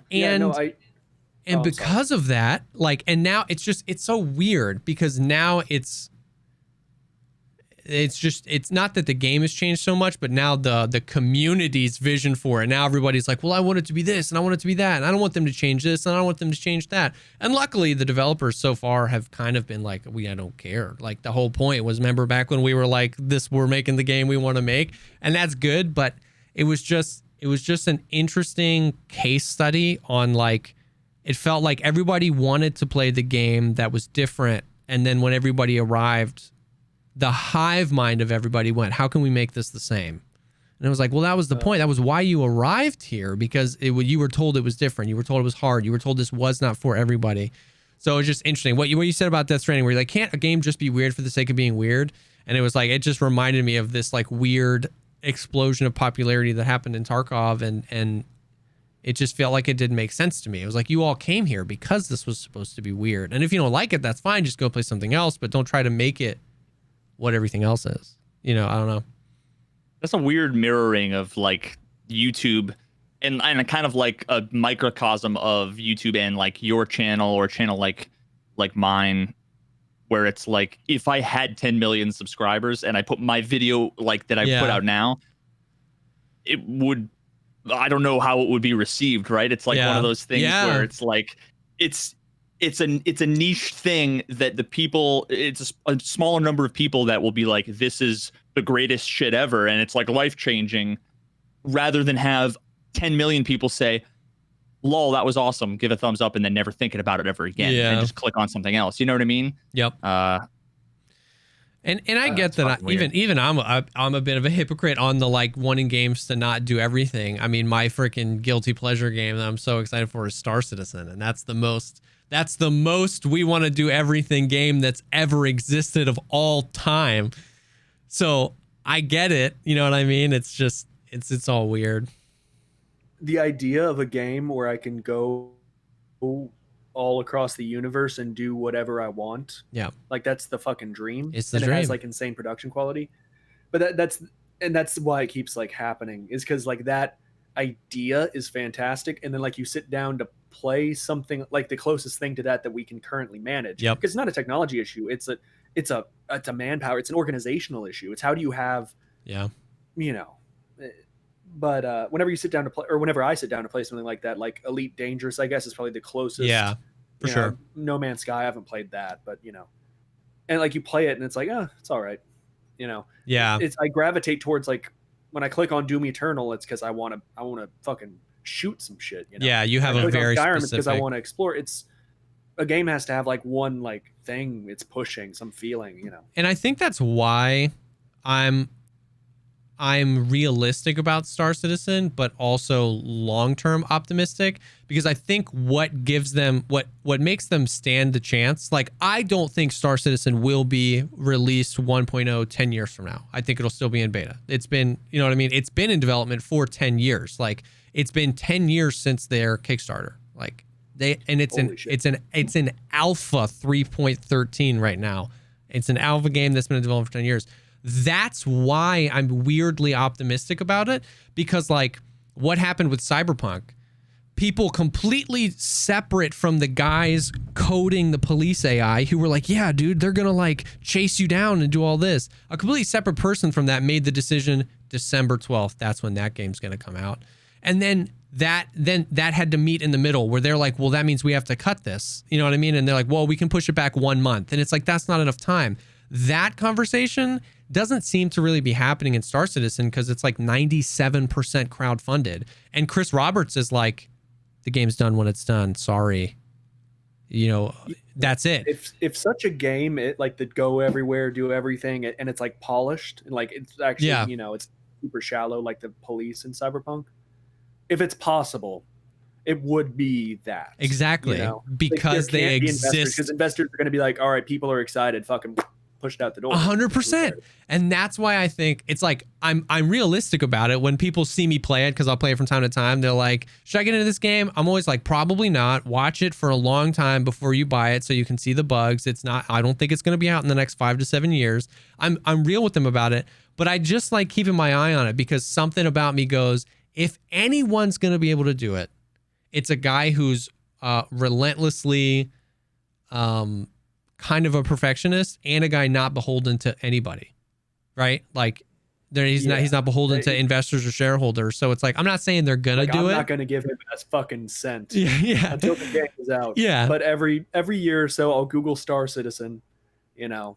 I've yet to use that as an example of like the go everywhere game not being possible, because it's like maybe in that one situation you could do that. Maybe. And that's all it is for me. It's like the hope against hope. It's like if anyone can do it, they can. So I'm just gonna leave them alone and I'm not gonna be like, man, just come on, put out the game, finish the game. I'm like, no, dude. If I'm watching my kids play this game, if it's everything you said it was gonna be, I'm cool with watching my kids play it. You know what I mean? What it's gonna take is somebody, and this is the kind of shit that I used to do cause I'm a software engineer, used to do in the mobile app space, is see all of these crazy complex systems and you envision all of the ways that they can be used, and everybody makes their own bespoke tiny little pieces of it. And I started making generic, abstract, easily customizable platforms basically you can plug in. So like what it's going to take is for the commoditization of like, here's a way of doing a whole city AI and like plug it in as like a fucking plugin, you know, and all these different pieces like Steam workshop-esque, like, where it's like, because then what you're essentially doing is all of the complicated shit you can plug it all in, but then you can fine tune everything and then put your own skin on top of it. But I mean, no one's going to have the time unless you have 20 years to write from scratch pedestrian AI, police AI, doctor AI, like criminal AI. It's just like each one of those things is 6 months worth of work for 5 engineers. Yeah. And that's 1% of 1% of a living, breathing universe. You know what I mean? Yeah. So what I'm curious about, so what you're talking about, is that like sort of the asset store for like, say, Epic Game, like the Unreal Engine? So it's like an asset store, but it's like entire systems. But like, imagine if that was a thing. Yeah, if somebody could. So it's like Steam Audio and Tarkov. Yeah. The Valve guys built Steam Audio. It's a framework that you can basically essentially drop in. I mean, it's not for free. You have to do some engineering work. But for all intents and purposes, you get 95% of a fully binaural audio system that you can drop into a Unity game or an Unreal Engine game, and then have that done. Or you can do what Tarkov did and spend 5 years rolling your own just to have it be not good, and then delete it all and replace it with Steam Audio over the course of a year. Yeah. So That's actually interesting. It's what it's going to take is a bunch of people, probably completely disparate, unplanned, are going to start building these systems where it's like the guys who made City Skylines are going to be like, hey, we have this whole ecosystem around an economy and a building structure and blah, blah, blah, blah, blah. Let's make this into like a generic framework and offer it over here. And then you have these guys who do audio. And once that stuff starts getting more generic and more customizable, then I think eventually we're going to be able to have a game like that. As soon as companies stop thinking that they're going to be able to roll everything, I'm going to make my own engine from scratch. I'm going to make my own sound from scratch. Great. Unless you've got 20 years and $100 million, like Elon Musk maybe could pull that off if he said fuck SpaceX and decided he was going to, wanted to make a fucking video game. Yeah. But yeah, it's just too much. Yeah. No, I completely agree. I think a little bit of that kind of stuff is what Star Citizen wants to do with some of their systems around like AI economy and stuff like that. I think I've heard some of the Star Citizen creators talk about how they basically want to invent it and then license it out to other game developers. But that's an interesting take for sure. It's like 10% extra work. Don't build a custom one-off bespoke thing. Build a generic thing that could work for anything, and then be your first consumer of the thing. Because then you have a thing you can fucking license out, or if that's why the one fucking game that I want to make that I'll never make, but it's my dream game, is essentially like a full-on like escape room creator simulator. But just the idea of being able to like drag and drop a door, put it here, connect a wire to a button, and have like all this wiring and logic, almost like Minecraft under the covers, and then have switches. And just think of all the escape rooms you go in. They're literally just like padlocks and doors and secret things with combinations and whatever. Like, imagine making a sandbox where anybody could fucking make anything they wanted to. Yeah. And and then release this like totally custom Lego kind of Minecrafty thing, but with like really good graphics but all kinds of really cool interactions. Yep. And then make an escape room game, because escape rooms were, hot back before fucking coronavirus. Yeah. Then it would be like, holy shit. Exactly.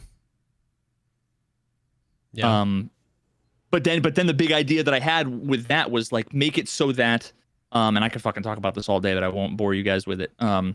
But make it so that like it's interesting that you can custom make from all these different elements. Like, imagine breaking it down to like, let me define how a spring works. Let me define how a lever works. Let me define how a screw or a nail or struts work, like how really simple 2D game engines work. Yeah. If you're able to then define that and then take assets and say like, oh, well, this thing is connected to this thing, and this one has this much mass, and this one has this much mass, and they're connected via this spring. And if you could program in logic and all these different interactions, but then the cool thing is that with all of these very primitive shapes and interactions between the shapes, you could then, someone would have to take the time and somebody would build like a bicycle from it. They would take like a circle thing, put in some springs and whatever, right? And they'd make a bicycle. And then from there, you package that up and you put that on like the asset store. So now if anybody wants to fucking grab the bicycle, they don't have to build one themselves. They don't have to go download some 3D asset somewhere. They can just grab it and, you know, off the shelf kind of thing and start using it. So then all of a sudden people can start making fucking motorcycles and cars. And then, you know, because someone builds an engine, someone builds a wheel, someone builds a crankshaft. And you literally have like the foundation for fucking building anything that's interactive. Yeah. It's like the sandbox for fucking all the things. You need something like that. Someone's gonna need to build a sandbox. Like the first game that's go anywhere, do anything is gonna be like a mod in Minecraft. It's gonna be something like that, like done by a community over the course of years in a sandbox. It definitely can't be like with actual economic because people that just gave you $1 million to make a game, whenever you're like, oh, it's ready, or it's everything is there, but it's not perfect yet. You know, the posters look wrong. You know, they're going to be like, shut the fuck up. Release it, you know? But yeah, it definitely wouldn't be within like a normal studio. Like with Cyberpunk 2077, I was like, if it doesn't work here, like I'm officially, I can't buy into this again. You know? Yeah. And I wasn't even that hyped for it because I was like, it's true though. It turned me off. Bland, man. The hype turned me off. I'm glad it failed because the 2 week delay. The second that happened, I was like, this game is fucked. You don't do that. That makes no sense. Like I'm not a software developer. I got a Python for dummies like in my fucking bed right now. But like I know that there's no technical reason to just be like, oh no, it's fine, it's good, it's ready to release. But we decided anyway. Be, you know, to be nice or whatever. 2 weeks at a game that scale is like the most unbelievable. Oh God, I can't imagine. It's like if you had 100-page essay due and you went to your teacher and you were like, hey, sorry, I've only got this one page, but I was almost done. Yeah. Can I just have an extension? Can I get 10 more minutes? Yeah. It's like what? I knew as soon as they said that, because you can get nothing done. In 2 weeks, you can make a one-line change that you have to then get code reviewed by 50 fucking engineers and then put through QA that needs to get regression tested for the whole entire. There's nothing you can do in 2 weeks. There's literally nothing you can do in a mobile app that I wrote with one developer that's open source that has 50 screens. And that was 2 weeks is not enough time. And that's kind of what I'm talking about, where it's like it's so interesting because, like you were saying, DJ, it's like if this doesn't work, I can't buy into this again, because CD Projekt Red has this history and legacy of care for their games and quality and support. And you know what I mean? The Witcher 3 really, really put them on the map for like the masses and stuff like that.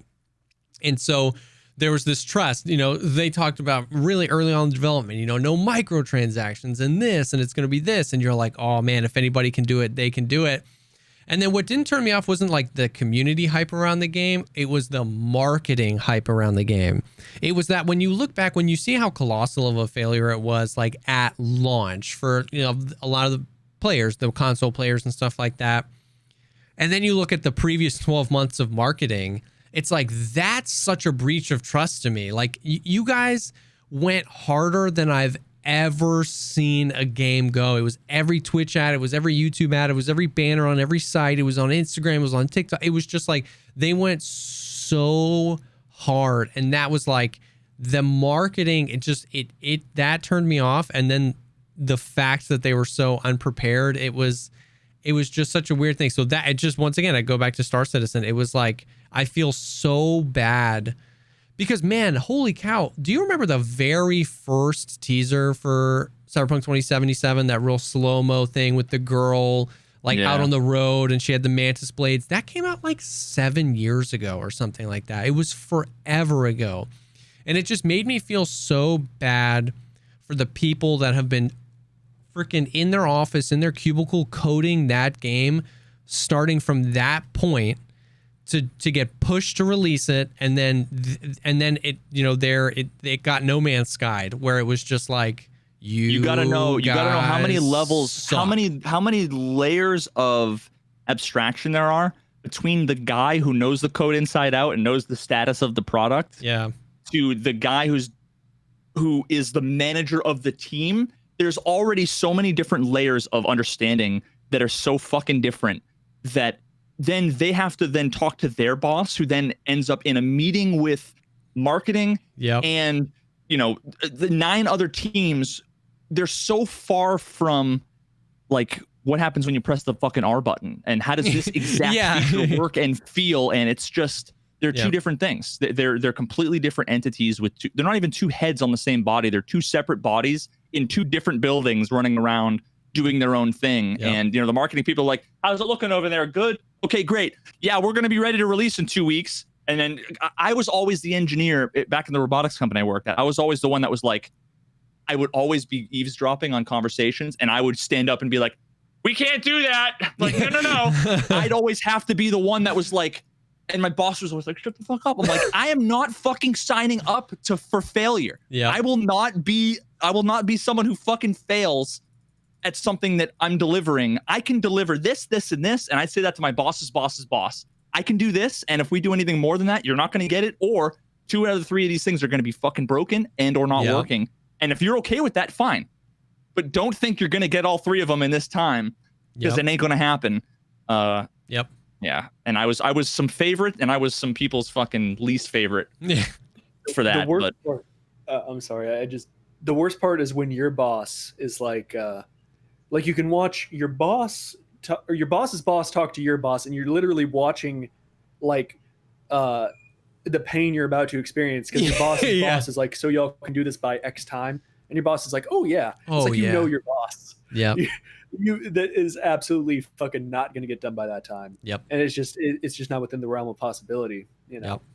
Yep. We're just in this weird place with gaming where it's like, and it's weirdly such a disconnect, right? Because that's what they all think we want. They think the gamers want everything, the living, breathing world, the everything, and then they execute it poorly. And we're just like, dude, we just want something like you were saying, where it's like, it doesn't have to have 1,000 hours of unique content for me to play. Just make it good enough for me to want to play it twice. Like, that's not the criticism though. The criticism is, oh, it's a fucking broken piece of shit. LOL. Yeah. So then the game developers don't fucking learn. They just go and say, oh, okay, we didn't fail because we flew too close to the sun. We failed because we didn't have enough money, or we didn't have enough time, or we didn't have enough whatever. And it was like, why is it I'm playing Super Mario 64 more than anything, and the game came out in 1996, and I can play this? But it's because the movement is fucking genius, and you know, like, there's got so many of these dumb elements. So many things are lost. Yep. Oh, it's so sad and depressing. It is. When I was playing Cyberpunk 2077, I couldn't stop. I'm not a big RPG guy, but like, so you know how in most RPGs here, I'll imitate it right now. Hello. Thank you for bringing me the 10 bear pelts. Like, they stare at you, and that's it, you know? And like, I'm picturing Oblivion faces. It's just because there's so much. Yeah, I mean, it's gotten better, but there's just, you know, even like the Outer Worlds, you know, came out like last year. Yeah. And, you know, Obsidian's not the biggest developer, but still. And it's because there's so much dialogue and there's so many options. It's difficult to just direct that. Yeah. You know, like, how should they be moving? And with Cyberpunk 2077, there was so much like direction. There was like fucking blocking happening. Yeah. You know, and I was like, that's really, that alone, you put that in an RPG, I'm fucking sold. I love that. Like, that's interesting. And yet, like, you look at the marketing, or it's not the marketing, it's just like the rest of the game was just such a fucking dumpster fire. Yep. You know, like I was originally going to make a video just about that, because I found that so fascinating, and just how much more engaged I was with the dialogue for that reason. But because they probably had 7 really creative, smart fucking dudes working on those features, and then a bunch of schmucks working on fucking everything else. Yep. And the people in charge didn't see some random game developer producer dude, his manager is not gonna know the difference between the cinematic blocking of a fucking NPC interaction. Yeah. They want to know, is it fun? Is it fucking awesome? Does it have the features that everybody wanted from the magazine that I heard about last year at E3? Yep. How many nipples can we put in the trailer? Yeah. How many nipples can we put on one breast? Yep. I know this is an ancient joke, but how many penises are there that they can choose from? We need another point on the back of the box. 4 penises? Dude. 18 playable pastas. Yeah, it's weird, and it'll be interesting to see where games go. I know this was a long stretch from our Stalker conversation, but it's just it's interesting to see even other games that even aren't traditionally trying to position themselves like that are starting to, and it just feels like, oh. I mean, like Escape from Tarkov, I tried that exclusively because, well, number one, like all my friends had been talking about it back when I was in Germany, you know, like endlessly. And I was Germans love that. I don't care. But, you know, oh, well, I mean, they were Americans just stationed there, but, you know, although I feel like Germans would like that. I don't know. There are a lot of cool very, German streamers that play it. Oh, really? Yeah, it's just Germany it's so bizarre because I'm from Texas originally. You walk into like a grocery store or like a corner store and like they'll say hi, like the people working there or something. And like in Germany, like you'll walk into like a bakery and the German like at the counter will just fucking stare at a hole in your face. I'm like, oh. That's how I feel like when I walk into the Bannered Mare and they're like, all the NPCs just turn and follow. You're like, oh shit, fuck. They're literally like Bethesda NPCs, except they don't. Except Bethesda NPCs will walk up to you like, I work for Bellathor at the general goods store. Germans don't waste a fucking syllable. That's so funny. They want to tell you about their lost ring that they. I was asking, like, do you know any work I can do? And they're like, what? Tell me some rumors. What do you mean? Oh, fucking okay. So one of the things that we can we've been going for a while. We can wrap up with is I just heard before we started this that you are streaming on Twitch. You recently got affiliate apparently. I just I didn't know that. It's literally like, you know, I'm just like, man, I'm bored, and I feel like 20 people calling me a cuck. On my left screen, like that, it's entertaining, you know. It's that's what I need in my life. But yeah, I mean, I just do it. You know, if people watching this would like to watch that, then you know, by all means. But it's, you know, like I said, no schedule, so you know, I don't have a webcam set up. I already dropped a follow. I'm gonna be hanging out, and holy shit, that was really loud. I don't think you guys heard it, but I did. You got a sweet Twitch Prime ad when I opened up your thing, so there's your 11/100th of a cent you just got paid. You're welcome. Thank you. But yeah, I'm sure I'll be hanging out and just chilling because I like to have chill streams on in the background. And it looks like you did an editing stream once. Fuck, if you do that again, I'm gonna watch that VOD actually. I would watch your editing streams. I mean, you can watch the VOD, but it sort of breaks down. Like I was having issues. I found out they were unrelated. Like the file. First of all, editing, like the video file becomes corrupted. It's the worst fucking feeling. But it was an unrelated issue. I thought it was a streaming software because that had never happened. It was the, you know. Yeah. But anyway, I'll be doing that in the future. But that VOD it's just me cursed. And yeah, there's nothing going on, you know. Yeah. All right. Noted. But anyway, so if you guys want to check it out, his Twitch is DJ_Peach_Cobbler. I've already dropped him a follow. I'm sure I'm going to be hanging out. And if you haven't watched every single fucking video he's made on YouTube, you're literally banned permanently from my stream. Just come in and tell me what your name is on YouTube and Twitch so that I can just permaban you. I'm working on a bot that will permaban you from everybody's fucking stream on every platform in one click. Boom. Roasted. And that's the first offense is not having watched all of. There's going to be fucking homework. All right, a pop quiz at any point in my stream on Peach Cobbler. And how many people live in New Jersey? Yeah.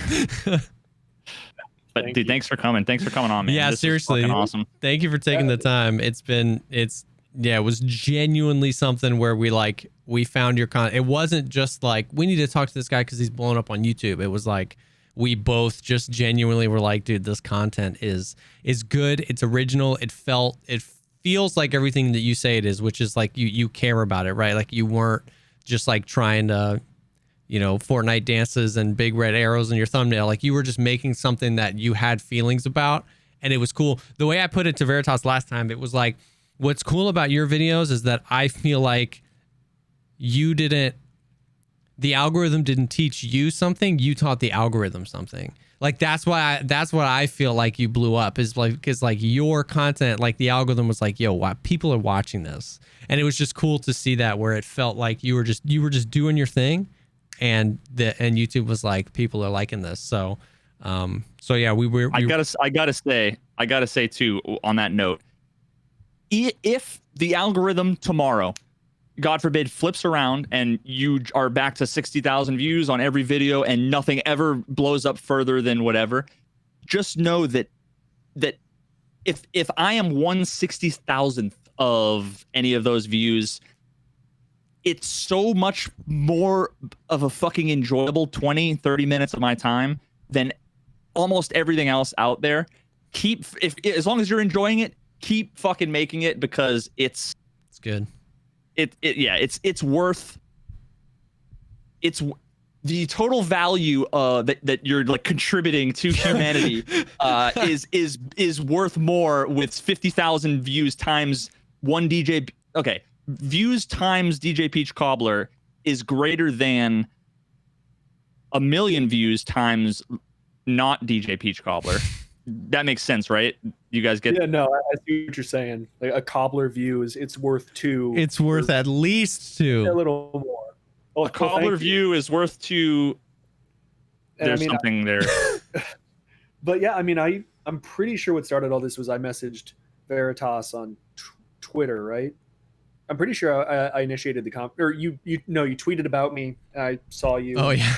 Like I got a comment, some random comment, and because I read all my comments, and he was like, "I'm so glad I came here. Like y'all mentioned me in one of your podcasts," and I was like, the word he used was shout out, and it used to be mentioned, but like in the past month, it's become a shout out, and I was like, "Oh, fucking, I've never been shouted out before. I got to see this," you know. So yeah, no, I definitely don't think there's anything cynical in this. I'm really glad y'all had me on. I've never done this before. I'm sorry. I know I rambled on. There's a reason. Even my dumbest videos are heavily scripted. Welcome to my world, buddy. I've got 50-page scripts that end up as a 4-hour edit that then end up as a 40-minute video that people say was way too fucking long and I didn't get the point. So no, I get that struggle, man. Well, dudes, yeah, seriously, thank you guys so much for coming on. Thank you guys, everybody that's been hanging with us live. We'll have the video up on the podcast YouTube channel early next week, the audio up on all the places, Spotify.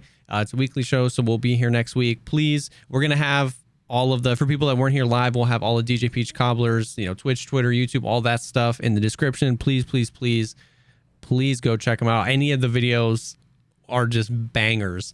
And yeah, so we're a weekly show. We'll be back next week. Maybe there'll be some Tarkov news. Probably not. But thank you guys for hanging, and we'll definitely see y'all on the next one. Peace.